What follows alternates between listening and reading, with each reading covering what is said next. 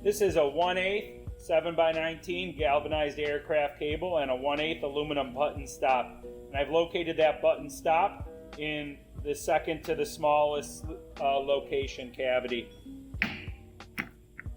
And down and up, and there you've got a good crimp on the 1/8.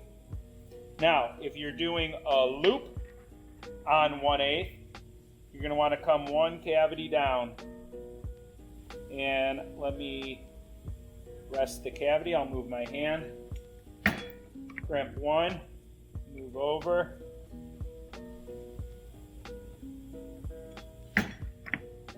Crimp two. And there you can see a 1/8 aluminum button and a 1/8 sleeve loop on the opposite side.